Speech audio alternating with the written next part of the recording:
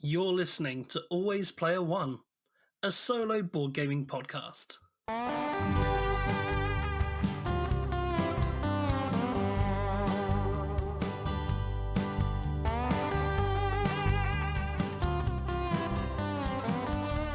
Hello and welcome to Always Player One. I'm Scruffy. And I'm Norm, and today we're going to be revisiting our top 5 solo board games. So it's been about a year. It was last August that we did our top 5 episode. So we thought it'd be really fun to revisit our top 5s, have a look at how they compare to our old lists, and just see what the changes are. Yeah, it's been a year, like Norm says. We're a year older, a year wiser, a year deeper in the solo board gaming hobby. Last year, we were very new to solo board gaming, and now we're a little bit less new. So let's see if we have any major changes and upsets on our lists. One thing to say right at the start of the episode here is we're only looking at board games for this list. Obviously, if we were to do solo RPGs, you can just imagine my list, but with Iron Sworn and Starforged in big letters at the top.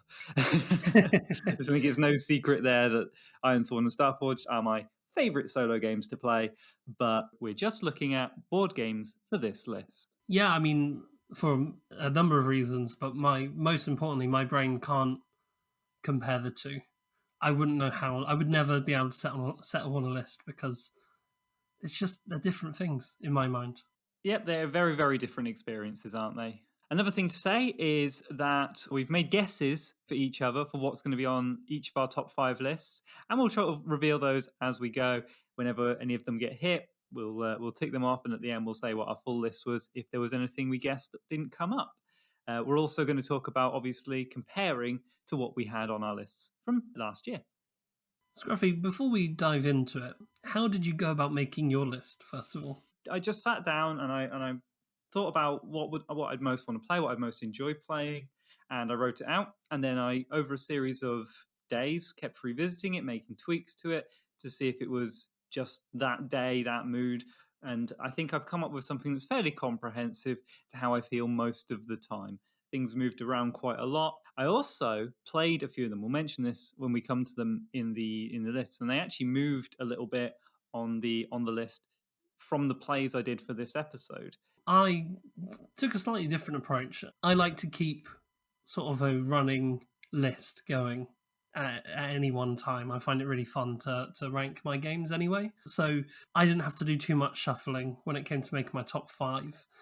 But there were some ones I really wasn't sure how to rank. So what I did and what my sort of default is for this list is if I had to play a game right now, what would I play? Like if I had all the time wasn't a problem, and I could play any game I wanted, what would I play? And it came to some of them were really hard to rank, and I just kept comparing. Would I prefer to play this over this? Yes. Okay, it goes higher. And that's how I sort of found my top list, if that makes sense. So my list is kind of based off of what am I most excited to play right now? Not necessarily what do I think is the best design, but what am I most excited to play right now? Does that make sense? Yeah, I mean, that's similar to what I said when I wrote mine down. The only difference there being, I guess, that you have a more comprehensive list that has a longer period of time over it. And obviously for me, top 5 lists are not something I'm usually keep up to date with. If you check out, or if you've heard our last episode, or if you want to check out our last episode, we really do dive deep into our feelings on top lists. And we come at it from very different perspectives, don't we, Norm? Yeah, absolutely. And this was episode 8. If you're a new listener and you haven't heard it already, it's episode number 8. So way back at the beginning. Yeah, we really unpack the sort of philosophy behind it all in that episode, which I really enjoyed doing. But I think we'll park for this episode and we'll just get to the good stuff, get to the lists. Absolutely. Right. So, Norm, what did you have at number 5 for your updated top 5 list? This is a game that I don't think you would have put on your guesses. Really? Okay. And I don't think our listeners would have guessed either. It's an adventure game. It's Too Many Bones. Wow, Too Many Bones. I did not have that on my list for you at all. Do you want to unpack why that's made your cut? Yeah, it was really, really close between this and my number 6 game. And when we get to doing our honorable mentions, which we'll do a little bit later on, I'll let you know what my number 6 game was and why this just made the cut. But since we've recorded the show, I really, really have been enjoying Too Many Bones. I played it quite a few times actually since we've did the recorded episode. And although it was a little bit, I come across a little bit lukewarm on it in the episode, and that's because it's a game with flaws, right? Too Many Bones is inherently flawed. I can't sit here and say that it isn't. Specifically, the flaw that still irks me the most is the way it handles failure. If you fail a scenario in Too Many Bones, you don't get something called progress, and progress is needed in order for you to get to the final boss. So the quicker you get the progress, the quicker the game is, which means, and it's not a short game by any standard. So this means that on a game that you're not doing too well, you will just have to play the game for longer, even if you end up losing. Which it doesn't sit well with me. It kind of irks me that there have been quite a few times where I've got to what I think is the penultimate scenario before the boss fight, lost, and realised that I'm going to have to play the game for 30 minutes to an hour longer than I anticipated when I was, winding down. I was just winding down to start thinking about maybe packing away. That kind of bugs me a little bit. Yeah, that makes a lot of sense. So why is it in my top 5? Well, because despite the flaws, I really, really enjoy getting Too Many Bones to the table, and it's one of the games that I reach for the most when I've got a free afternoon. I love the dice mechanisms. I love the way you level up. I love the different characters, and I'm really, really excited to look at the expansion material. I'm looking at Undertow. I'm looking at the characters that introduces. I'm looking at the extra character content. I'm looking at the extra cards. There's a lot in Too Many Bones to explore that I haven't already, and that Hmm. kind of excites me. And although it's a game that isn't perfect, it's a game that I'm just excited to play, and I really do enjoy myself when I play it. So, yeah, it made my top 5. Yeah, that makes a lot of sense. And hearing you talk about it like that, it's nice to hear that you do really enjoy the game. Because I thought, and I assume a lot of the listeners maybe thought too, that it was a game that wasn't really your cup of tea. I mean, I know that for me, it was something I was very critical of in our Too Many Bones episode, and so yeah, it's nice to hear it made your cut. Well, yeah, I mean, in our episodes, we have to analyze the game, right? Yeah, for sure. And the game has flaws, which I've already alluded to, potentially the most problematic one here. Unfortunately, when we say a game has a flaw, we almost have to spend twice as much time justifying the flaw because these are people's favorite games. They want to know why we're saying these rude things. Yeah, for sure. And if you say something good, you can just say something good. Like no one can argue with that you enjoyed that specific mechanic necessarily, and that's just a taste thing, isn't it? But when it comes to critiquing stuff, it's much more likely you get pushback, isn't it? And so you need to be very thorough and clear there, I think. Which means that our Too Many Bones episode, because it is an inherently flawed game, that took up a lot of the time being critical and over analyzing. That took up a lot of the episode. When in actual reality, it's a really fun game to play, and I really enjoy it. Yeah, good pick. Thanks. So Too Many Bones is your number 5 this year, Norm, and last year Caverna was your number 5. Yeah, well, I had a feeling even when I wrote that list that Caverna would fall off of it. Yes, I didn't include it in my guesses for you this year, so I imagine it, as you say, has dropped It off. has fallen off, and it's not because I don't like Caverna anymore. I think Caverna is a fantastic worker placement game. I love it multiplayer. The issue is I got to the point where I could always beat the solo mode, Yeah. and it's a game that the only uncertainty is an analytical uncertainty. Hmm. And when I feel like I have the strategy that's going to beat the solo mode, the fun then started to have to come from me. I then had to start maybe mixing things up. And I'm really bad for that because I play to win, right? I play to win. Yeah. So if I have to sort of handicap myself, it's really hard for me to stick to. I get like halfway through handicapping myself and I go, no, I'm just going to go back to my old strategy and quickly save this game because it's going terribly. Yeah. Yeah.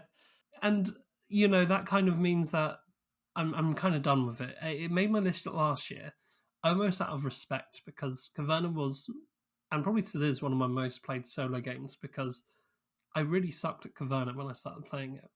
And I wanted to get better, so I was playing it solo for that purpose. And I really, really enjoyed it, and I played it to death. But that is the thing, I have played it to death now. And I haven't played it once since we did the last list, so I can't justify having it on the list, unfortunately. That's right. That makes total sense. And you know my feelings on Caverna. It's not my favorite game. It's your second favourite, right? That's what I heard. You won't be seeing it on this list for sure. I don't like games like that have analytical uncertainty versus actual uncertainty. So I'm glad it wasn't. Well, not glad, but I think I might know your number 5. So I'm already, in my mind, it's already 1-0. well, we'll see. So for me, number 5, I have One Deck Dungeon. Yeah. Yeah, you were looking smug at me there. So yeah, good. I'm glad you had that one on there. It's such a fun game. There is so much joy to be had in just going back to the simplicity of picking up a handful of dice and rolling it, just diving into some crunchy decisions, exploring the dungeon, and having a blast, having a really good time, building up your hero as you go. And it's quick, it's fun, it's exciting, it's crunchy, it's everything I like. The dice are really fun and bright and colorful.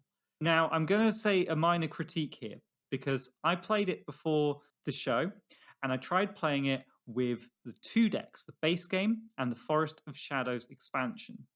And the way that works is you have to select certain cards from both decks. You can't just mix them together randomly according to the rule book. And you take the allocated cards from both decks and form a hybrid deck. And I assumed that what that meant was that it would account for the amount of poison and still make poison relevant, which is the new mechanic in the Forest of Shadows deck. Unfortunately, it didn't. And I was surprised by that because it made you it specifies which cards you take. So I don't know what the specificity is for and why you can't just mix them together randomly. But even if you were to do that, the problem is that you end up diluting the effect of the poison tokens in the game. And the game I played, I ended up not opening the poison pack, which was a shame. But even with that minor criticism there, and the fact that the deck backs for both decks are different, so you know whether you're getting a Forest Shadow card or a base game card. Even with that critique, it still made my list. I love it. I think it's wonderful. It's only number 5 because of that slight sting of disappointment there. And yeah, it's a great game. So you're saying it could have been higher if the 2 decks interacted a little bit better? Exactly, yeah. So yeah, One Deck Dungeon is so much fun. It, in fact, was at number 3 on my list, but I was a little bit disappointed by that. What I consider to be a slight oversight there. It kind of dampens the replayability in how you can mix the 2 decks together, and means that the base game is kind of irrelevant. It felt more like playing the base game than playing the expansion because that mechanic was dampened to the point of being completely useless for my experience anyway. Also, just before recording, I noticed that there is a version of playing called Adventures, where they have pre-written adventures with artifacts to increase the difficulty on their website. So it looks like it's just a pre-written adventure where you have one extra additional challenging rule and you get to read a little story as you play it. I don't think it's going to be much more complicated than that, but hey, why not? Another additional little thing to play with. Well, that's really, really interesting. I think One Deck Dungeon is a phenomenal game. I knew it was going to be on your list because of how much you've been raving about it. I wasn't aware how close it was to not making the list, though. Only being in at number 5, I did think it would be slightly higher. Wow, like I say, it was at number 3. Just, I guess, a little bit of disappointment. I was expecting to be able to pick up the 2 decks and just mix them together and see a different dungeon every time, unique enemies every time. I guess the reason that it tells you to pick those specific enemies is to do with that it wants to make sure you have an even number of level 2, 3, and 4 experience enemies. Yeah. That seems like the only logical thing, I think. But to my mind, it seems like you should be comfortable having a random experience. Like I would be tempted to try it out and have a chaotic dungeon. You want a janky experience. Yeah, but it might not mechanically work out. And if it doesn't, that's still a shame. It feels like, oh, so it's not unlimited dungeons, it's 2 dungeons, and one of them, the poison counters are irrelevant. It's a real that's why it lost so many places. But Yeah. like I say, there's another mode that I haven't even tried yet, which probably just adds a little story on there for a bit more replayability. And I'll probably just play with all the bosses, but with the Forest of Shadows deck, which I think is spicy and fun and replayable in itself. It's a solution that wasn't necessary to make the game good, but would have been nice to make it phenomenal. I understand. I understand exactly what you're saying. Obviously, you still love it. It's number 5. Do you want to know what was number 5 last year? Yeah, tell me what I had last year for my number 5. No. Spirit Island. What? Now, I can't see this going higher than your number 5. What's been going on with you in Spirit Island? I haven't really played it very much. I mean, I played it a couple of times, and I really like the game. It's funny. It's kind of an in joke in the podcast that we're both very critical of Spirit Island, and the community tell us that we play it wrong. I play it single-handed rather than multi-handed, and that's how I have fun with the game, and I do really enjoy playing it that way. But yeah, it's not as good as these other games I have, and I don't feel the pull to play it as much as I do some of these others. The next one in my list, especially, kind of scratches the art itch that this one had, and you'll see why in a moment. Ooh, teaser. Clickbait. Like it. Okay, Cool. fair enough. Are you ready for my number 4? Yeah, go ahead. My number 4 is a deck builder. It's one we covered on the show. It's Aeon's End. How awesome. Yeah, cool. Good choice. Thank you. Is this one you had on your guesses? Yes, I actually had it set in at this slot as well. So Wow, perfect. I didn't actually number your guesses, but maybe cheating a bit there. oh, that's so cheating. Yeah, 100%. Yeah. But Aeon's End for sure is a fantastic game. I've said Aeon's End. I've actually only played Aeon's End Legacy, and that was for the show. I have Aeon's End The New Age. I suspect that I will like it just as much because what I loved about Aeon's End Legacy is the core system of the game. The turn order deck, the way you don't shuffle your cards, the way the spells work. The point of the game is that you are something called a breach mage and you're looking to fight a big bad. And breach mages are able to summon spells, but they need to have open breaches in order to do them. Breaches are like, I don't know, like portals that you can summon magic through, I suppose, is a way of thinking about it. And they have really interesting gameplay implications because you can place your spells on your breach, and at the start of every turn, you have the spell casting phase where you can cast that spell, but you don't have to. And the interesting implication there is that because you never shuffle your deck, you can choose when to cast your spell so that it goes into discard pile at the time that you want it to, so that on the next cycle of your deck, you're getting the hands of cards that you want. There's a lot of levers to pull. That's just one interesting mechanism. There are so many. And it's such an interesting system to build on as well, because that core concept of having the player order deck and the gameplay implication that means, the spikes in difficulty and the spikes in good luck and bad luck, are really, really interesting. Like you're having a fight with a push and pull and a give and take. It's such a cool concept and it's very easy to build on. And they have done. There's something like 16 different boxes that you can buy for Aeon's End, which is crazy. And there's a new legacy version which is becoming available. It was kickstarted back end of last year. I'm really looking forward to playing that as well. There's so much to like about Aeon's End, and I'm cheating a bit because I'm including the whole system. But if you want to include it as just one game, then fine, Aeon's End Legacy, because that's the one that I've played. But I suspect that I'm going to like all the games. I'm really looking forward to diving in and playing more. Yeah, it's an interesting one. I played it before the episode today just to check it out, see how I felt about it. I played a few games that didn't make my list, and this is one of them. But I really enjoyed my playthrough of it, and it only just missed out because it's so much fun. I was definitely going to mention it in my honourable mentions later for sure, because it's a wonderful game. Check out our episode on it. Yeah, it's definitely a unique spin on a deck builder. For anyone who's played deck builders to death and loves them, I think this is one that you should definitely check out because it does something really different, and it allows you to have unprecedented amount of control over your deck, which you need, especially in the legacy game that I played, because it's hard game, especially if you play on hard mode. And the choices you get to make that also impacts the enemy's deck that evolves over the campaign as you play. And I use the word evolves there very intentionally, deliberately. Yeah, it's wonderful. It's a really great game. Check it out. It's a fantastic design, and it's some of the most fun I've had playing a solo game. It's an incredible experience. Love Aeon's End. Yeah, I think the only reason it didn't make the list is it dealt with my first loss when I played it before the episode. So couldn't. No, it's a rubbish game then. Sour grapes. That's it. I go purely on how upset I am with the game. It's in the sin bin right now. Yep. So Aeon's End, great choice for number 4. Love it. And last year you had Anachrony as your number 4. Yeah, and I still like Anachrony a lot. I can't imagine it being on your list this year. Now, it has fallen off, but not because I like it any less. You've got so many new games, yeah.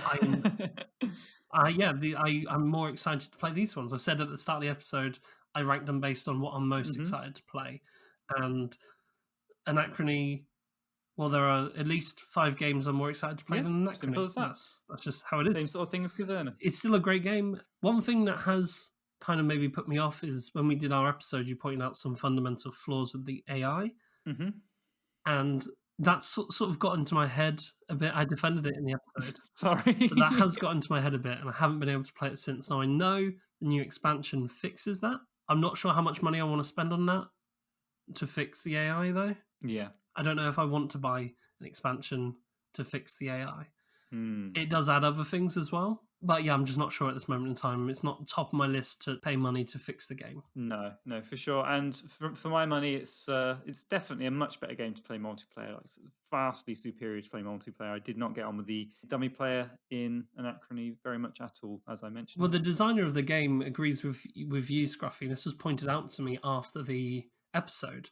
And this is one of the reasons why your criticisms have wormed their way into my head when the designer himself refers to them as glitches. Yeah. He says it's a glitch that I left in my system, it is exploitable.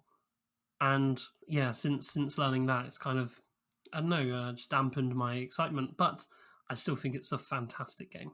Fantastic game, for sure. Well worth checking out. Okay, number 4 for me is, drumroll, Lost Ruins of Arnak. Yay! Yeah, was that on your list? I imagine that if you were to number them, you'd have expected that to be slightly higher up on my list. Actually, it was this and one other game that I thought might be your number 5. Okay, yes, and this one was competing with what is now my number 3. For they are like razor thin between them. Like the 2 games. This is why One Deck Dungeon went down 2 slots rather than 1, because this one and my number 3 are like so close in terms of my preference. They're just games that I love to go to. Lost Ruins specifically is just a treat. It's so much fun to pick up and play, and I played it before the episode and had just as much fun with it. I love the variable difficulty that you can have in solo. So you have the AI's 10 action cards, and 5 of them you can increase the difficulty of up 2 levels. And so you've got a modular effect there where you could maybe have 3 very hard cards, 2 hard cards, or 4 easy cards, 1 very hard card, however you want to do it. And you can do that randomly, which is fun. And I like the objectives. I actually played it a bit differently with the objectives today and had 2 objective cards instead of 3, which I think was a real sweet spot because it made it a bit less overwhelming. I think 3 is a bit much, considering it feels like you're constantly trying to play to the drumbeat of the AI rather than being able to play your own game. Having 2 is a nice sweet spot that allows for you to kind of work out your priorities whilst considering theirs a little bit. So that would be my preference if you do play with the additional optional objective cards. But yeah, Lost Ruins of Arnak, great game. The only reason, and this isn't a tool of criticism, the only reason it lost out on the number 3 slot for me is that I actually think I slightly prefer playing it multiplayer. And so this is a solo board games list. And so just for the solo experience, that sort of slight feeling of missing out is the only reason this one loses a spot there. I'd rather play it with multiple people because it's lots of fun to watch people struggle in that game and have a tough time. Although I will say that there are pros to playing it solo, especially in that it allows you to luxuriate in your turn even more. And part of the joy for Lost Ruins is kind of stoking the embers and starting out with your turn with a blazing fire and watching it slowly peter down, but trying to just make the most of the embers of the fire of your value. If that makes sense. I think that analogy makes sense. Do you know what I'm getting at there, no? I think Lost Ruins is a masterpiece in having multiple plates spinning. You know, Mm-hmm. in the game, you can only do one action and as many quick actions, but often you're only doing one action, right? Yeah. But you won't be looking to achieve one thing, and that's kind of interesting because it's a very satisfying gameplay experience where you can go, I've got 4 things that I'm one move away from doing. Mm-hmm. Which move do I make first? And what Lost Ruins does to take it another step further is that the one you then do first will give you new options, and that's really lovely. It's a game that I think especially in solo, you tend to score a similar amount every time because the AI always does the same 10 actions as well. Although it's randomized and shuffled, I do feel like the game plays in a similar way every time. Now, the tactical nature rather than the strategic nature of the game means that you're always going to be reacting and doing different things, and it's going to feel different. But I do feel like there is an expansion coming out, and obviously there's a campaign which is already out as well. Yeah. I do feel like those are going to add to its replayability for solo, because I'm kind of with you there, Scruffy, that as much as I love the game, I do think that with 2 to 3 players, it is just a little bit more competitive and different every time. Yeah. I feel like the campaign and the expansion might change how I feel about that, but it's a terrific game and a great pick.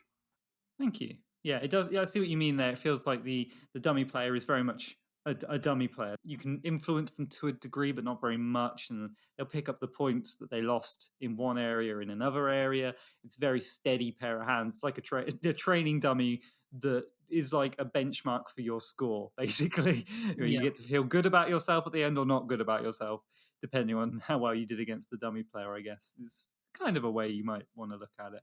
Or it's a means of testing yourself to see, can I beat the whatever level AI you set? Can I beat that level's score this time? Which is fine. Whereas playing against a player, it does feel like you're locked in a competition, which is kind of fun.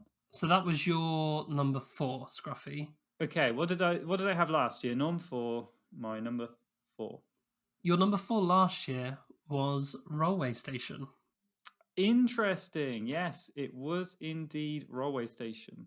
Railway Station, yeah, a game by Kendall Mackenzie, a roll and write. But yeah, Railway Station was sat at number 4 last time. Your new number 4, Lost Ruins of Arnak. Interesting. So, Norm, what do you have at your number 3 spot for this year? Number 3 is actually an interesting one because it's a game that we haven't covered on the show yet. What? Oh, that's really exciting. It's The Wars of Marcus Aurelius. Wow, don't have that on my list for you at all. You've kept that one rather under your hat, Norm.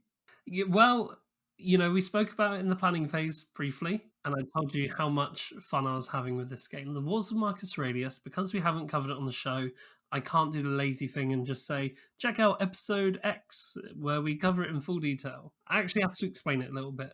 Yes. The Wars of Marcus Aurelius is a card-driven, solitaire-only war game where you play as Marcus Aurelius, trying to manage through the Marcomannic War period. You are fighting against 3 Germanic tribes who are marching towards Rome, marching towards your strongholds, your bases, and you're trying to manage so many different things. It's such an interesting system. I said it's card driven, but the way it works is every round is a year, and in every year you have spring, summer, and winter. I feel like they're missing one there. You have 3 seasons. You have summer, autumn, and winter, or spring, summer, and winter. I can't remember. There is one missing. You're absolutely right, Scruffy. And you start with 5 cards, and then the AI only gets 3 cards. But then you get 3 cards, and the AI still gets 3 cards in the next round. And then you get 1 card, and the AI still gets 3 cards. And the AI always goes first as well. So then the AI gets 3 more cards when you've only had the chance to play 1 card. And then you go back to having 5 cards again. You can meditate as your Marcus Aurelius, and is famous for his meditations. You can meditate and carry 1 card over from one season to the other, but otherwise you play your whole hand. And it's very interesting. There's also possibility of losing by having tribes get to Rome. There's a possibility of losing by being usurped. There's a possibility of losing if you don't complete it in time. There's only one way you can win, which is by getting all 3 tribes to surrender. The way you do that is you push them back on the map until they get to their home space, and then you try to make them surrender, which is by defeating them on their home space. Now, every space on the board has a terrain value which adds to the difficulty of the enemies, and on their home space, they are their most difficult. So you really have to plan to get any of them to surrender. And here's the kicker: you then have to commit troops to that area to keep the peace. And if you don't, when they go to take an action following a certain trigger, you will have to roll. And if your troops are less than what you've rolled, they will revolt again. And Oh no. yeah, Undo all your progress. so you're working on very, very limited resources. As the year and the round goes on, it becomes harder and harder. But the game gives you just enough where you can do something about what the AI is doing. The second kicker is the dice are absolutely brutal in this game. The battling is so difficult and swingy. You know, you can think, okay, all right, I've got a +2 advantage on this enemy, so I'm statistically likely to win. But then you both roll a d6, Yeah. and you could roll a 1, they could roll a 6, and you were nowhere near. You were nowhere near beating them. It's very swingy, the battling, and you have to be okay with that, and you have to plan for that. And the cards, oh my god, the cards are so good. You can use them for their event, or you can use them for their command points and do a basic action. It's a really, really fun game, and it captures the theme so well. It captures the theme so well that it made me interested in that period. When I say interested in that period, I don't mean, like if you compare me to other solo board game reviewers, I'm looking at you, Liz Davison. No, I haven't gone out and studied anything, but I've done my version of being interested, which is I've started the History of Rome podcast, and I watched some documentaries. Well, that's awesome. I love that it's given you that kind of passion for that era of history and for that experience. And it does sound like a really challenging game. A lot of preparation, a lot of contingency planning and stuff, right? Like if they do this, I'm going to need to have troops here, and do I commit to this specific action or do I go a different way? It does feel like a really, really strategic game, I guess. Yeah, and you will have to be okay with winning by being lucky. The second time I played this game, I won, and I was very, very fortunate with quite a few dice rolls. And I was like, oh, did I deserve that victory? Oh, well, it happened anyway. Yeah, it feels like it might be quite a story generator, a way of having a storytelling experience that comes from the chaos of the dice there. And win or lose, you've told a story. Yeah, now that I know a little bit about the history, some of the cards I draw now make me laugh. They make me laugh. Like Yeah. that's how interesting it is. The history is really woven into it. But yeah, that's my number 3, The Wars of Marcus Aurelius, a really, really fantastic game. Who knows how long it will stay on here, because I've already noticed that you kind of have to do the same thing to win. You kind of have to concentrate on different tribes at the same time. I always try and start by getting the same tribe to surrender. And I feel like that's the optimum strategy. So I don't know how long it's going to stay in my top 5, but right now I'm very, very excited to play it because it's really fun. Feels a bit prescribed in terms of the actual strategy, the grand strategy of the game, maybe. Yeah. Okay. Well, last year you had Feast for Odin as your number 3. Has that one fallen off for you as well? Feast for Odin is a great game. It is a fantastic game. I still love Feast for Odin just as much as I did last year, but it isn't on my list this year. Wow. But yeah, love Feast for Odin. What a fantastic solo game. Well, I'll tell you what. My number 3, super razor hair between Lost Ruins of Arnak And this mystery game is Feast for Odin. Wow, I didn't have this on your list. I love Feast for Odin still as much and as passionately as I did when we started this podcast. It's wonderful. It's like a comfy sweater. It's it's one of my most happy meditative experiences. And I don't even own the game. I just play it on Tabletop Sim. When you actually play the physical game, it's even better. And I don't know why I don't own it yet. It's definitely something I need to get a hold of a copy of. I tell you why I don't own it. It's because you own it, and I figure, well, if I ever want to play it, I'll just play it around yours. But that doesn't make any sense. I want to play it solo, so I'm going to have to get a copy of it. But yeah, so it's a wonderful game. Anyone who's not familiar with it, look into it. It's great. I would say go and listen to our episode, but it was our first ever episode, and it's an embarrassing episode. But it's really good. Basically, you're playing the game, trying to acquire different boards and different resources, different tiles to lay down that give you income, but also add up to points at the end of the game. It's lean and fun. The action decision spaces feel like you're at a buffet. It's great. It's a really, really fun game, and I've fallen in love with it more the more I've played it. Yeah, it's different every time. It's a really good game. It is a really good game, and it has a decent amount of randomness for a worker placement game. See, the randomness bugged me a lot more before. Like I felt like it didn't belong in the game, and to some extent, I still don't really like the randomness in it. I feel like it's not ideal. It's a little bit janky in Feast for Odin. It kind of rubs me the wrong way, and I don't know why, because I'm so okay with randomness in other games. Solo, it's a lot more forgivable than playing multiplayer Feast for Odin, for sure. But I mean, there's randomness inherent in the professions you get as well from the game. Well, that was actually specifically the randomness I was talking about, because the last thing you said was it's different every time. And I think one of the reasons being is the occupations that you can draw. Yeah. And, the thing is, if I pull up a bad occupation, I still feel bad in Feast for Odin because I've invested so much into maybe getting a good occupation. I'll go to that 3-worker space to get an occupation, hope it's a good one. It's rubbish and it annoys me in the same way that the other randomness, which is rolling the dice, upsets me because I've invested people, workers, my actions into trying to do this thing. So in both cases, it kind of feels like a miss a turn. In the literally is you miss a turn when you go to hunt and you don't get anything and you roll those dice. You don't get what you wanted. You missed the turn. You've got basically nothing for it. You get better at hunting for the next turn. You get resources that allow you to mitigate the dice better next time, and you get some workers back.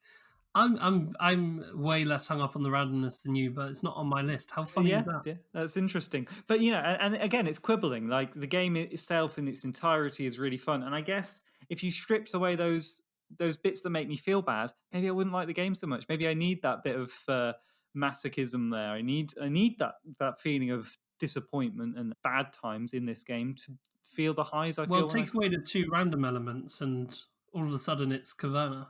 Yeah, exactly. And I hate Caverna. So. And what I mean by that is not mechanically the same as Caverna, but everything's prescribed. You can predict it all. Yeah, it's There's no uncertain elements in solo play anymore. You could take away the random elements, and in a multiplayer game, there would still be the player uncertainty of what your opponents are going to do. But in solo, that wouldn't exist. Yeah, you're right, and I don't think I'd enjoy it. But this is the thing. It allows me to engage with Feast for Odin. I think these horrible random elements that make me feel bad and that I kind of get irked by, they allow me to engage with the game in a much more relaxed way than I would for something like Caverna, where I know that if I were to just sit with a pen and pencil and work it all out, I could work it all out. You can't do that with Feast because of these little random elements. And that means that every time I play, I just get to have fun. I just get to dive in and just experiencing it in my own way and know that I can find my feet with it and muck around and have a nice time. And there might not be an optimum strategy that presents itself because I don't know some things. Great game. Well, speaking of games, I wouldn't say this is a great one. Your number 3 last year is a shocker of a pick. Yeah. It's Founders of Gloomhaven. Great game. I mean, what were you thinking? I know. I mean, it's nowhere near my top 5 right now. It is a really good game. I'd love to try and play it multiplayer. Still haven't had the chance to yet. I like it. It's a fun experience. But yeah, I kind of, even when I wrote my list up for the last episode, I kind of felt like I was done with it. I'd explored it the depths as much as I needed to, and I haven't felt the urge to go back since. So yeah, it's gone quite far down on my lists for sure. But yeah, it's good. It's a nice game. It's good fun. Good old Founders of Gloomhaven. If you say so. Okay, what have we got next? Your number 2, Norm. My number 2 is a game that I have loved ever since we played it, and we've played it for the podcast. I've got this written down in this slot. I know what it is. You know what it is? What is it? Marvel Champions. It's Marvel Champions. Yay! I knew it. I knew it would make your number 2. I was certain of that. I wrote that in straight away when we were guessing each other's lists. Yeah, Marvel Champions. What a game Marvel Champions is. Only the second one I've got right, but both times in the right place. That's interesting. Very odd. Very odd. Listen to our episode on it if you want to know my exact thoughts. But actually, my thoughts have evolved a lot since then because I've played so much of the expansion material since then. I own a lot for Marvel Champions now. I've really fallen down the rabbit hole. And if I'm honest, anytime I got a spare half an hour, I'll be playing through Marvel Champions. One thing I'd like to take back from the episode, I want to make it clear on the record, I prefer playing with one hero now, not multi-handed. Okay. I love the spikiness of it, the swinginess of it. Yeah, it's very unbalanced, very tilty, isn't it? Yeah, and I love the quick playtime. Like, remember when we were playing against Ronan the Accuser, and on my opening turn, I did like 16 damage or something silly. Yeah. If I was playing solo, I'd flip him. Yeah. And all of a sudden, you're like, who's going to kill each other first? Like, because I played so reckless, and I like that you can really lean into yourself and be like, well, it's either me or them. Yeah, it does. It does definitely feel like that in solo, doesn't it? There's less to consider. There's less to bounce off each other, and it's just a duking match, isn't it? It's just head to head, hitting it out. Who's gonna win? I mean, I remember I was playing through the Galaxy's Most Wanted expansion, and the first fight against Nebula, I lost. The second fight against Nebula, I hit her really hard and took her down a level on my first turn. And then she responded in a really big way. And I remember thinking, I've probably got 2 more rounds, and it's either me or Nebula. And that game was over in like 15 minutes. And that might not sound like a plus to you, but for me, you know, I don't always have time, especially with the show, to play long solo games. It's really important that I have enough time to play the games that we're playing for the show enough so that we can talk about it. And that takes up a lot of my time when it comes to my sort of weekly gaming allowance. So it's awesome that Marvel Champions is a game that I love so much and that I can really, and I've got set up nailed now. You know, I've got my Marvel Champions playmat rolled out on the table. I can just grab an enemy deck, grab a pre-constructed hero and just have a blast with it. I love so many of the expansions. Ant-Man is my probably favorite hero at the moment, which Scruffy actually got for my birthday, so thank you for that. Hey. There's so many enemies for it now. You know, I'm having a blast with Marvel Champions, and it's going to be hard to kick this off my list because they keep releasing great content for it. So I'm probably going to keep playing it. Yeah, and I much prefer playing it with 2 heroes, but I can see why you like it so much. It's a really good game. It's really fun. Definitely check out our episode on it. I think that was a really good episode we did on the Marvel Champions. It's nice to be unbridledly positive about it, and it was a real surprise to both of us, wasn't it, at the time? Yeah, it's the only collectible card game that I've really felt this strongly about. I've enjoyed others. Yeah.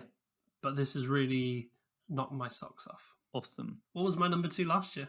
So, your number 2 last year, Norm, was Roads and Boats. Ah, wow. That's a very different game to Marvel Champions. Yes, and interestingly, another deterministic solo mode game. Another one that doesn't have any random elements, that you can plan it all out, very much in the same vein as Caverna. Yeah, and I still really, really like Roads and Boats. I still think it's a great game. It's one of my favourite games of all time in general. I think it's a fantastic design. It's not one I reach for as much as the 5 that are on my list at the moment for solo play. It's a very good game, very good fun. But I'm not personally a big fan of it solo for the same reasons I don't like Caverna solo. Just not a big fan of that style of solo experience. Number 2 for me then, And this one's one we've already mentioned this episode. It's Railway Station. Hey, I had that one down. It has rocketed up from my number 4 last year to number 2. How's it got this high? What's happened? How did that happen? Well, I was playing it before the show, and it occurred to me that there's a version 2 coming out, isn't there? And I know the developer, so I reached out to Kendall, and I asked, would I be able to get a copy of the latest draft of version 2? And this version introduces an opponent, the rival in the game.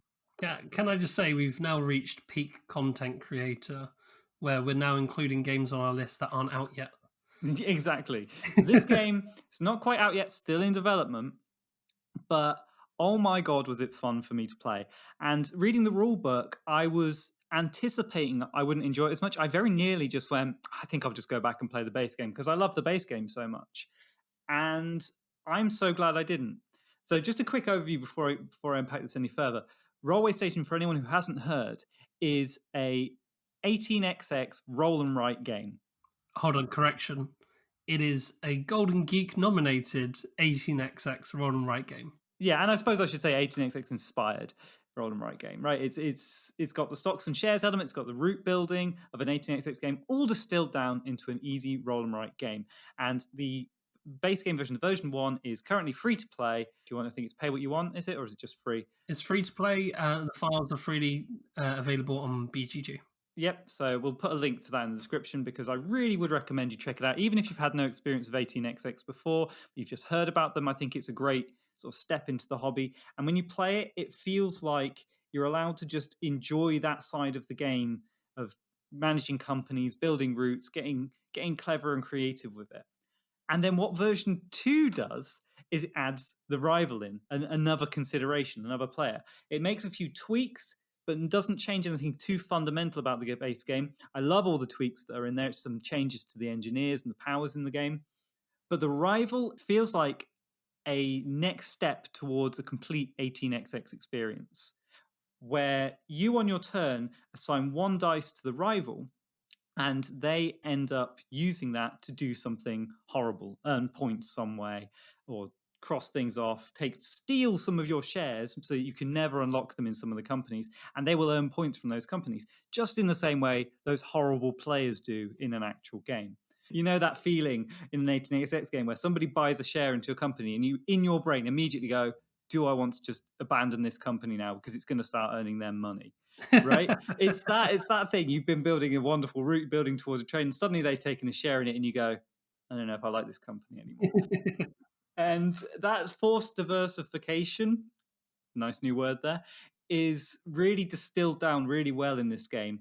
And the fact that you have total control over what dice you leave for your rival, but obviously that will impact the other dice that you are left with. So your turn is dictated by their turn, but you're choosing what their turn is. That is exactly what happens in an 18xx game. When I'm playing with you, Norm, my turn dictates your turn to some degree. And then the same happens when you take your turn.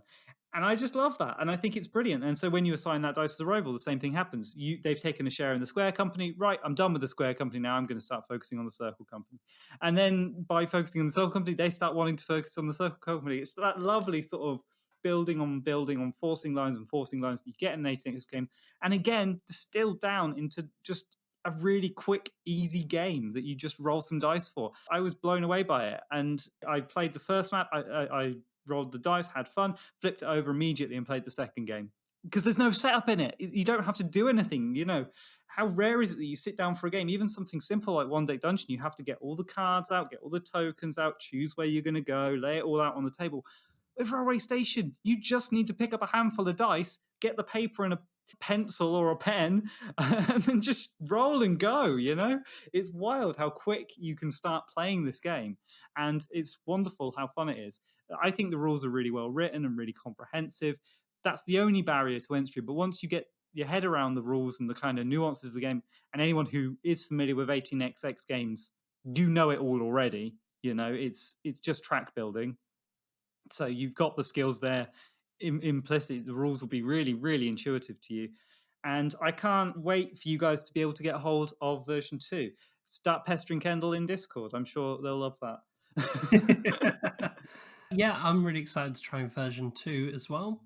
I didn't expect you to have such a passionate reaction for it, so Yeah, yeah. I mean, it's the game I'm most excited about playing right now. There's only one above it on the list, and I'm sure we'll explain why that is in a moment. But for now, Railway Station, especially the version 2, is hard to beat. I don't know what else to say about it. It's wonderful. Try it out if you get the chance. excellent. And again, version 2 isn't out, but the links in the description will take you to BGG, where you can download the files for version 1, which is already a good game. Yeah, and probably a good game to start with before you try and pick up version 2, because I feel like the rules for track laying in 18xx do take a bit of getting your head around. Would you agree with that, Norm? I suppose. I mean, you're deep in it now, but once you do, and I think it's a great way to start with the version 1 there, where you can learn these sort of basics, and then you can take that skill set to the version 2 of the game, which adds a few more little wrinkles in for fun in the form of a rival. Let's hope version 2 is out soon, because that sounds like. Yeah. I mean, how close to it being. How close in the development sort of phase is it, Scruffy? I said to Kendall once I played it that it was ready. It just, the numbers all felt right. The only thing that it needed was a few more maps for variable difficulty. I wouldn't want to change anything about it at the moment. I think it's really, really good. But Kendall's better at design than me. Maybe they've got some other ideas floating around. But I personally would say the version I played was a solid game, and it didn't really need any more work. But And I hope that hasn't upset anyone that we've included a game that isn't out yet. well, there's a free version out that you can play, and that's almost as good. And definitely, like I say, a really good place to start with Railway Station, because then you get to have the whole journey, and you get to experience it in the same way I did, which is really fun. It's just what a sequel should do, isn't it? It should build on the successes and the joy of the first one, but just add a few extra little things that make you happy. So your number 2 last year has gone down this year. Yeah, Your number 2 last year was A Feast for Odin. yeah. And now you obviously hate A Feast for Odin, right? Because it's gone down. That's it. I hope you guys can see why it got usurped by good old Railway Station. Yeah, very interesting. So Railway Station's gone up on your list.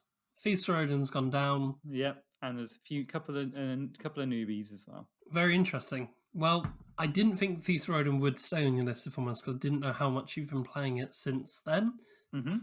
I had a feeling, based on your reaction to playing version 2 of Railway Station, you should have seen the chat in we have like a personal Discord for our gaming group, and the chat in there was like really kicking off when Scruffy played version 2 of Railway Station. So for that reason alone, it was one of my guesses.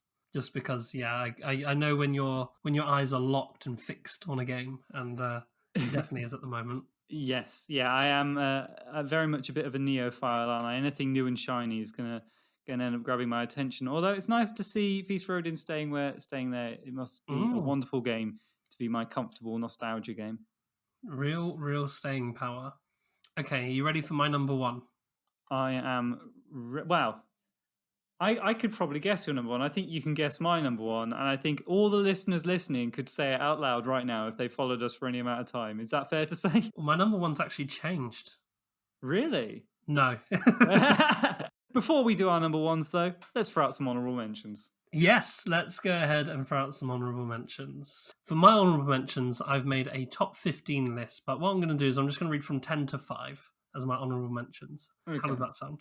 That sounds great. So starting at number 10, Roads and Boats. Yep. PAX Premier 2nd Edition. Nice one. I nearly put that on my guesses for you. Yes, a great game. The Ming Voyages.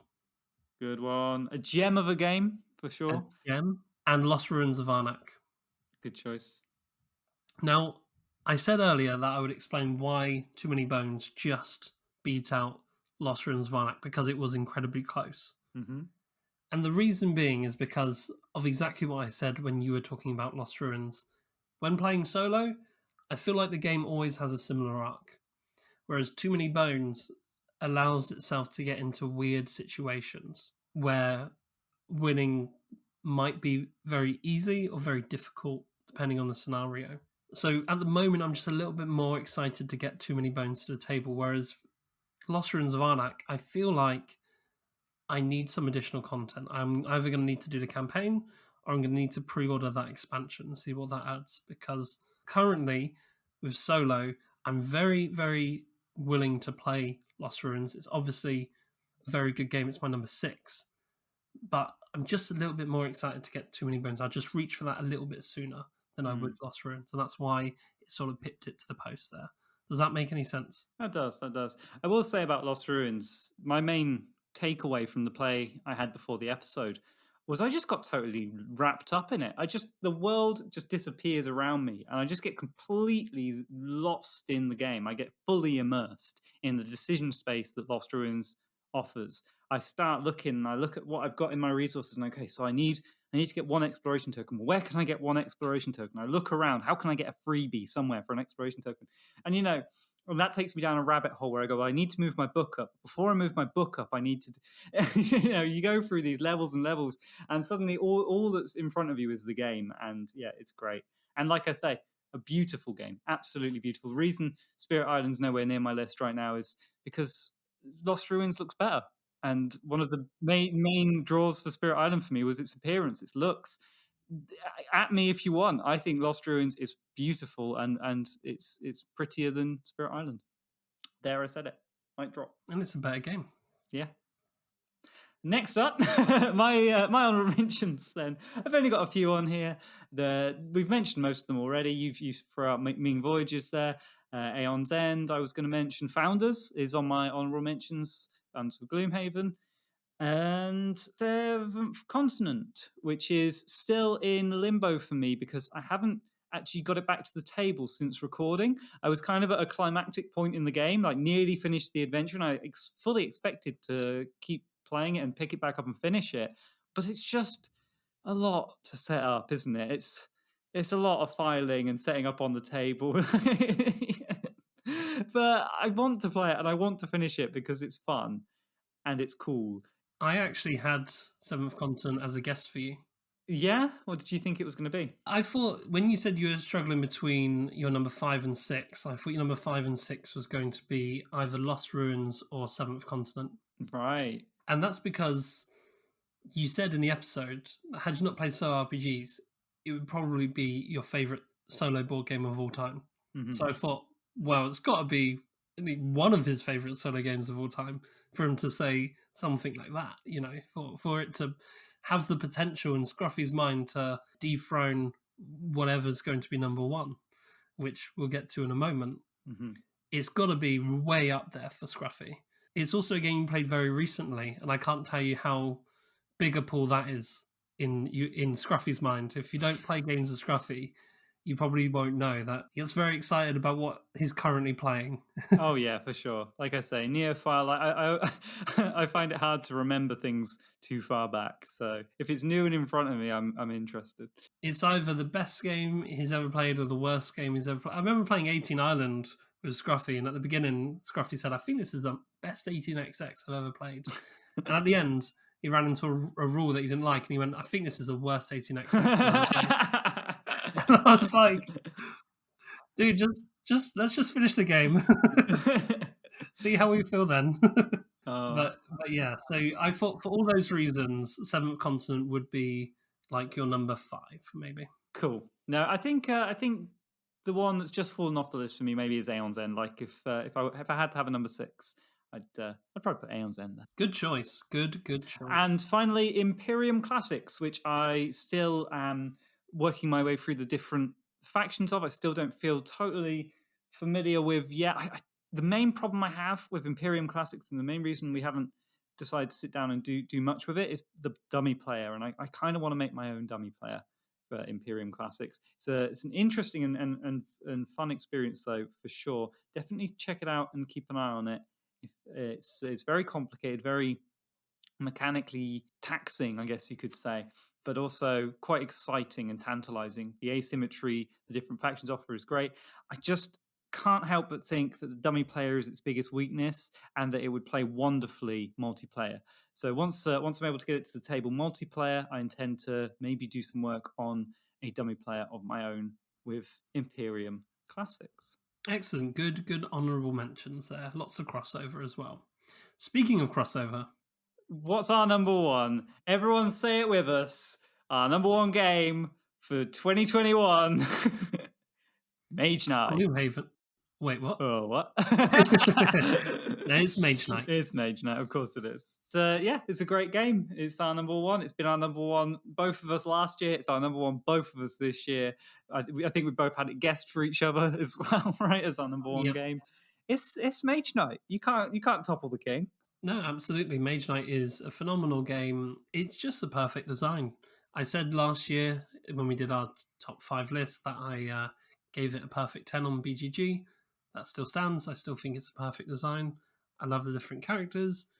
Mechanically, I love what the game achieves. Thematically, I love the way the mechanics align with the theme. I love the arc of the game where you build towards an end, and there's so much agency about how you build towards the end, Yeah. and yet so much randomness. It's the only game we've covered on the show twice, Yeah. and I still feel like I could do a third episode on a different topic on it because design is so involved. I feel like we could have a whole podcast just on Mage Knight. I really genuinely do. I mean, I was whenever I talk about doing like mini series or anything like that, I'm always thinking Mage Knight first. I always want to do like maybe I should play a Mage Knight game and write down extensive notes on the different things and do an audio drama of the adventures of Tovak and name all the villages he goes to and the NPCs. I'd subscribe to that any day. Right, that would be fun, and the reason is because it's such an evocative game, such an easily immersible experience. The stories that come out of it are amazing, and the experience of playing the game is so fun and compelling that I want to play it more, and I want to have excuses to play it. Yeah. Tactically, it has some incredible decisions that you have to puzzle out. And Yeah. people talk about Mage Knight like it's about puzzle from turn to turn, but there's the meta puzzle of can you actually beat the cities in time? Yeah, And it's you'll be amazed. The more you play Mage Knight, the more agency you have over all of these decisions, where you choose to explore, what cards you want to add into your deck, where you go on the map, at what time, what enemies to take on, which enemies to leave, when to use your units, when not to use your units, when to replace your units, when to add new ones, when to keep cards in your hand, when to discard them, when to heal up, when to draw cards instead, when to play cards sideways. There's just so much. yeah, and it's humbling when you see people getting the massive scores they get, and you go, "I must be missing something here."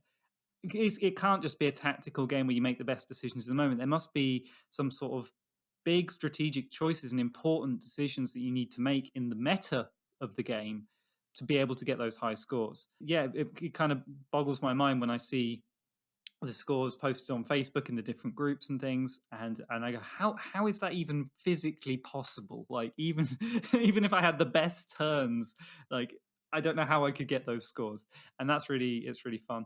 So it feels like there's a wealth of game to still explore, even having played it so much. Yeah, it's my most played board game of all time. Mm-hmm. Can something dethrone Mage Knight? Hopefully. I'm going to Yeah, cross my fingers that something dethrones Mage Knight because that would be amazing. yeah, yeah, absolutely. I think it's very important to say that both of us are exploring the hobby in the hopes of finding a game that beats Mage Knight, right? Like Yeah. we both would love that to happen, and we found loads of really awesome games, but they just haven't quite managed to do everything like the way Mage Knight does. And I don't even know if it's by design a lot of the time. I think it might just be accidental. But yeah, it's wonderful. It's really good. And there are a lot of caveats to Mage Knight. It's important to say it's perfect because we've invested a lot of time and energy into it.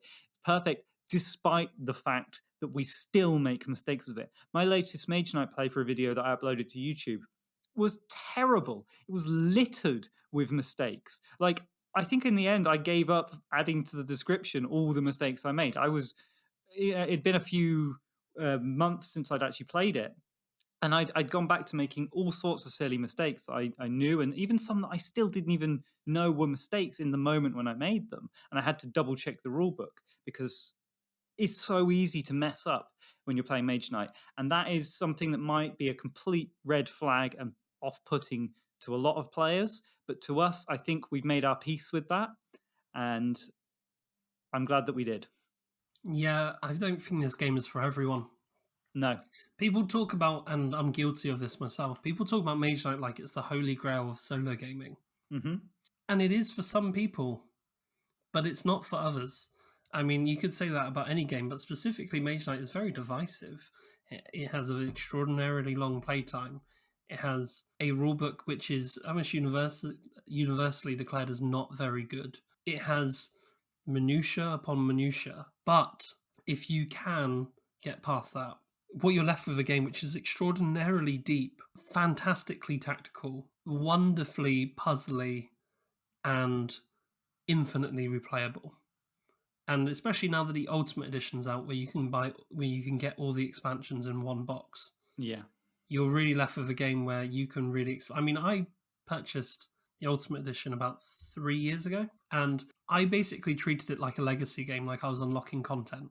I played through the introductory scenario a few times, and I played Conquest a lot, and then I went on to like the Volcare content. And it wasn't until like 2 years later where I introduced any of the Shades of Tesla material at all.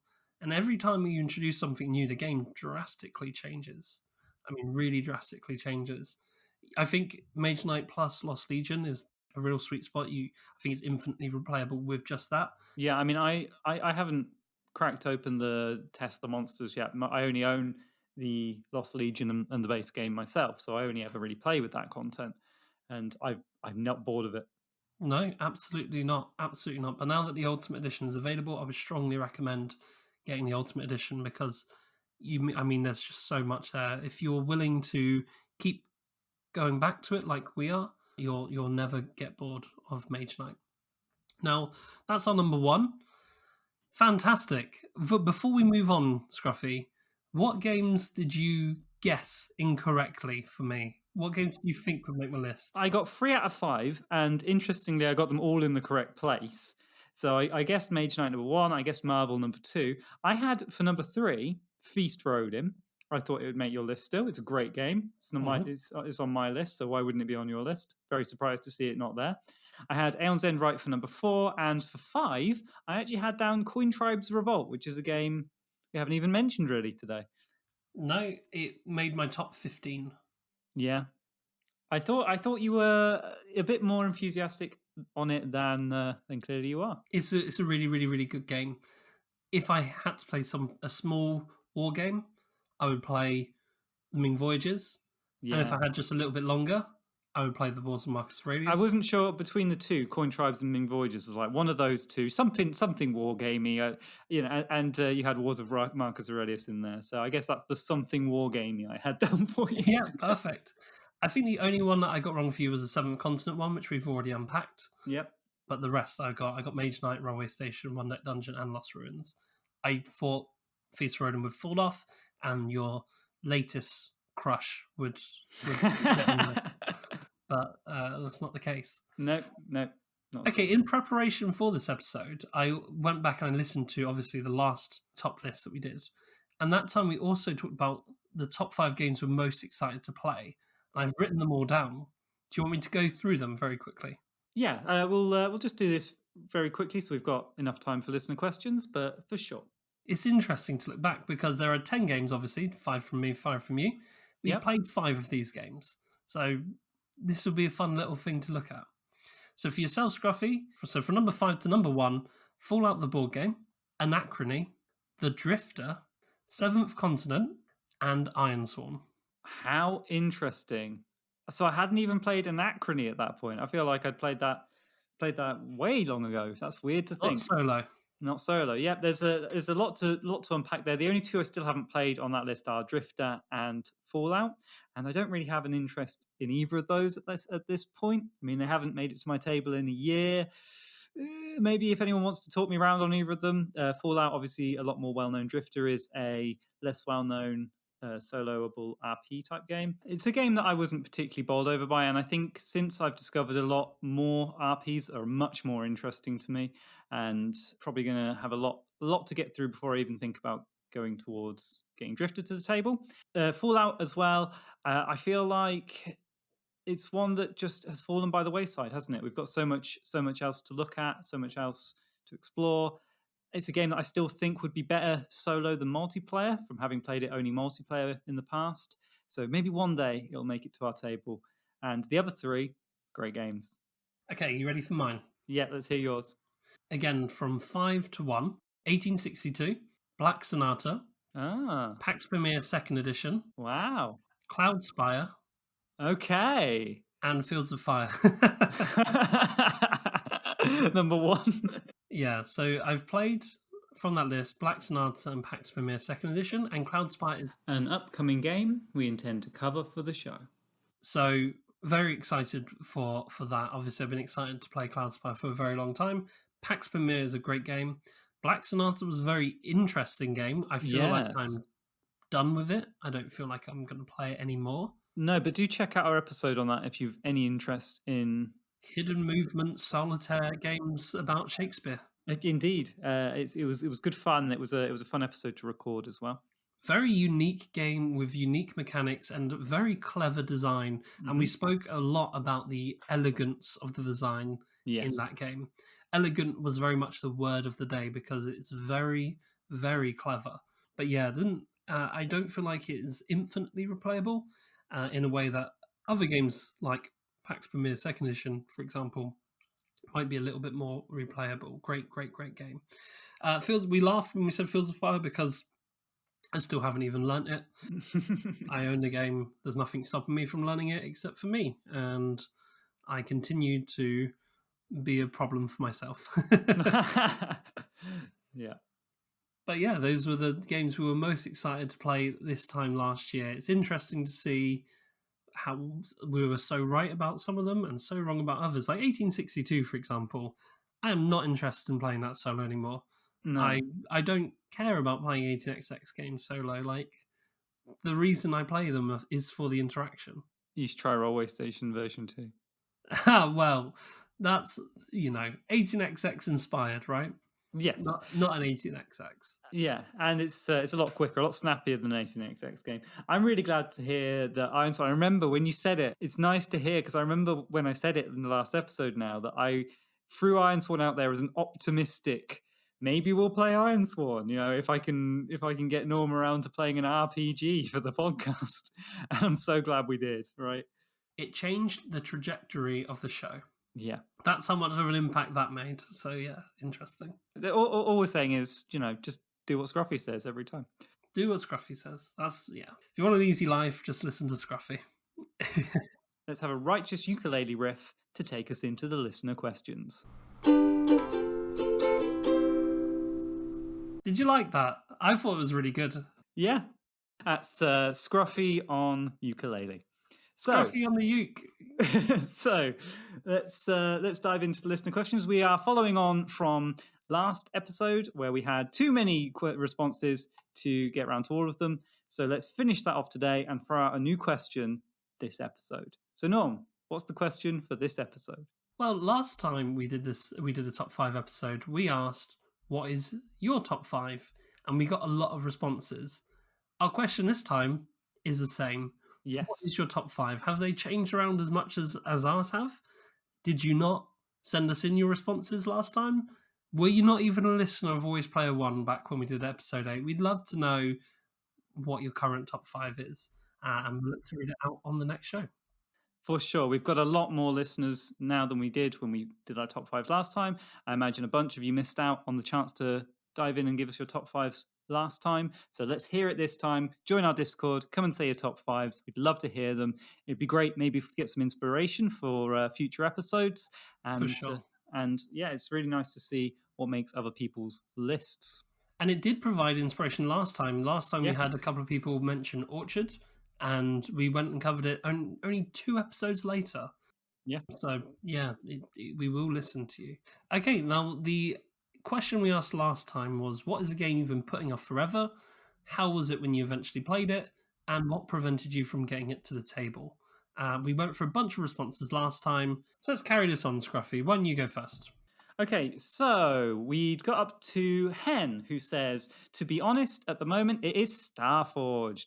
I printed the assets and created the sector using the prompts in the rulebook, but I somehow struggle on how to decide how to really play. Do I write everything down? What do I write down? And what do I keep in my mind? I don't really know why it blocks me so much. It's like I have everything to start, but I don't really know how. The rulebook mentions an adventure log, but never refers to it again to tell me what to write down in there and gives no example. Maybe I need to watch some playthroughs to get how to really play. Or I need to start with another solo RPG or resource that teaches me how to play. And oh my God, do I empathize with that response? 100%. I've recently picked up Forbidden Land, and even now, even after having played Ironsworn and everything, I had the exact same block to starting. I had the maps out in front of me. I had my character ready. I was ready to go. And I just didn't know how the format for how to start playing. What do I do now? Do I roll some dice? Do I write something in a notebook? Do I write it on my computer? Do I just talk it out loud? Do I think it in my head? Where do I start with this? What would you say to that, Norm? Yeah, well, it's very different playing board games, isn't it? Yeah. Now I know Hen. Hen's been a long time listener, long time patron, long time lovely friend of the show. Hen plays a lot of board games, and it's a very different experience. When you play a worker placement game, you play by picking up your workers and placing them on the action space and resolving the effect. When you play an RPG, you make your own fun. Yeah. And that is intimidating. That is really intimidating because you think, what if I do it wrong? Mm-hmm. You know, and I see it all the time. People say like, "Oh, I just tried Ironsworn. I had a decent time, but I ran into X problem." Yeah. And unfortunately, the only answer I can give is, and people have responded with advice on the Discord, so I won't rehash any of that. But I will say, unfortunately, the harsh truth is you just have to keep playing. You have to keep playing, and you have to get better at the system. The more your level of system mastery goes up, and the more you get comfortable with how you personally enjoy playing, the more fun you'll have. But you can only get to that point by having a few sketchy sessions. And if you're the kind of person who's happy to do that, then fine. I mean, I fell in love with Ironsworn from the get go.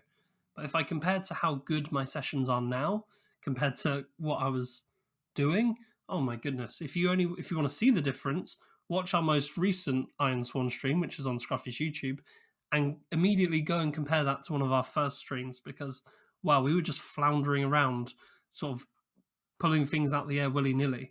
Now we're really at a position where I know exactly how I like to play, and I understand what levers to pull in the system and when.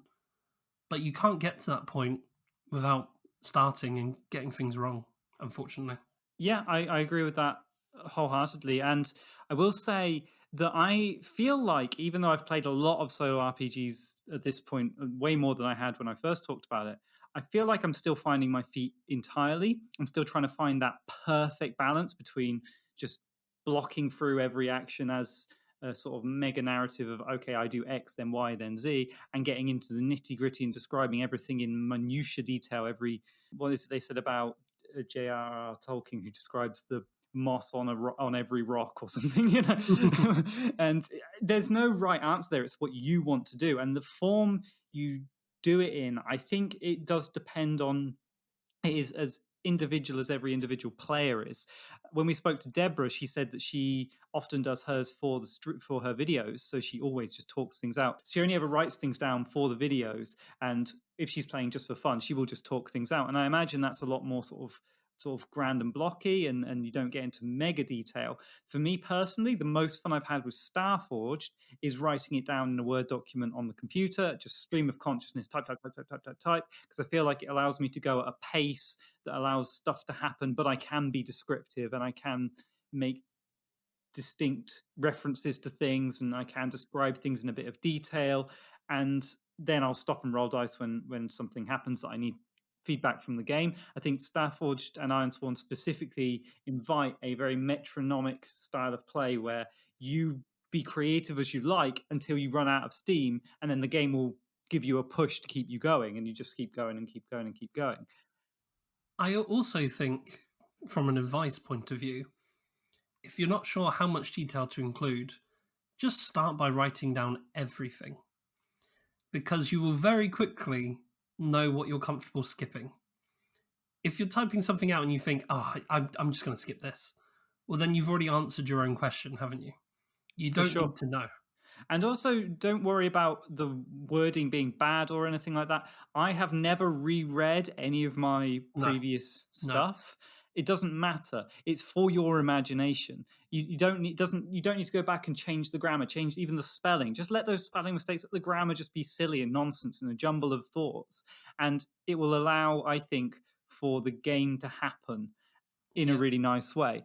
And but you know, that's just me. And like I say, it could be that I think Norm, you work with bullet points, don't you, when you play? I tried, yeah, I tried to. I tried to work with bullet points, but I often end up describing something. And sometimes you can really enjoy the game by putting your pen and paper down and just imagining and mixing it up. I've had it Yeah. happen before where my character was walking by a river, and I must have been feeling quite imaginative at the time because I could see it very clearly in my mind's eye. I could see the water wrapping around, the rocks that were piercing the surface. I could see the way it was flowing. I could see the speed of the river. I could see the whole thing, and I was really enjoying that. It made me feel calm. It made me feel happy. So I put my pen and paper down and I just imagined that scene for a while. Mhm. And then when I was ready to move on, I picked my pen and paper up and I carried on.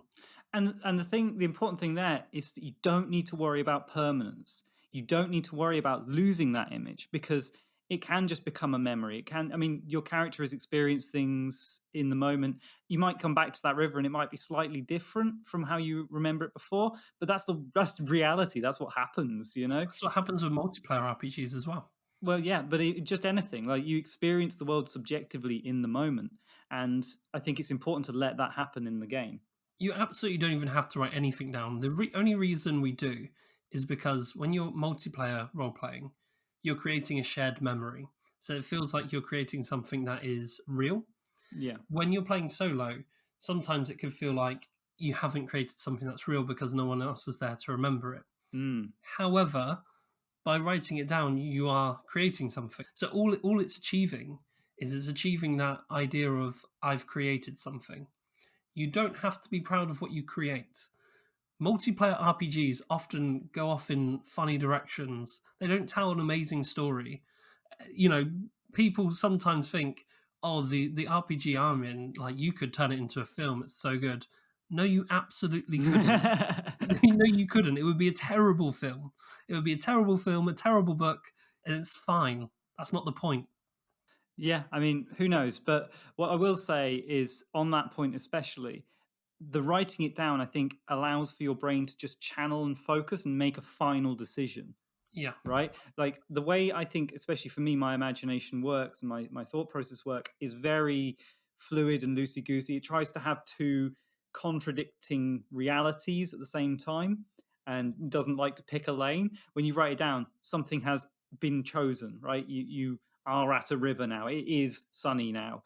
There are exactly three orcs there now in your mind. It's not just there might be someone there, you know, that's who's there and that's where you are and that's what's happened. You can't change it. I mean, you can go back and change it, but you have to make an active decision to specify the change, and the specificity makes the story grounded and real, right? But I think that's a bit of a long-winded response to that response there. Sorry about that, guys. We got on a bit of a Star Forge rant there. Should we move to the next one, Norm, or we'll only have time for one response? let's move on to the next one. Next one's from $1, Okay. who says, "For me, it's Magic Realm. It's the granddaddy of adventure gaming and often mentioned when people talk about Mage Knight. I have the original rules, which are intimidating, the Magic Realm Tutorial Project PDF, the 3rd edition rules deluxe version, the Cliff Notes, and the Magic Realm in plain English guide. I have yet to read any of them." Wow. Oh wow. So yeah, I've not seen Magic Realm or even heard of it. I feel like that's something that I'm missing out on. What is Magic Realm, Norm? I don't know. Well, I'm having a quick look now on Board Game Geek, and oh my god, it looks amazing. Like I love this art style. I love this retro vibe. When was it released? It looks old school. It looks old. Well, $1 called it the granddaddy. 1979. Wow. But sometimes the oldies are the goodies. And I'm currently on, like I say, a bit of a nostalgia vibe at the moment, playing the OSR inspired Forbidden Lands solo.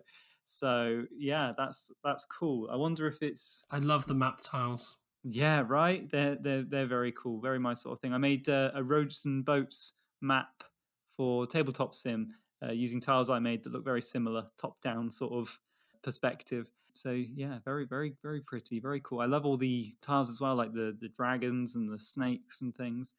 It looks complicated. Is it an RPG or is it? It's an adventure board game. Yeah, maybe we could cover this one. Wow, that's an ambitious project. Okay, we'll put that one on the back burner for now. I actually don't think it's in print, so we might have to spend a pretty penny to get it as well. So make sure if you're listening, you sign up to our Patreon so we can spend it all on Magic Realm. But yeah, I can see why that one would be a hard one to get started on for sure, $1. And it's funny sometimes. I think having more resources to learn something make it another decision for where to start. Which is a thing with the internet as well, and with solo RPs in general. That you don't know where to start because there's so many ways you could approach starting even. And one of my favorite lines in a movie is the movie Super. And if you haven't watched it, definitely watch the movie Super. But the character, the hero in it, says you're either doing a thing or you're not doing it. And so far, I've only been not doing it.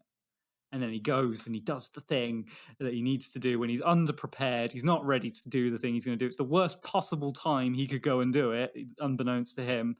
And he does it. And it's wonderful, wonderful moment, wonderful movie. And I love that philosophy of just so far you've only been not doing it, so just do it. There you go.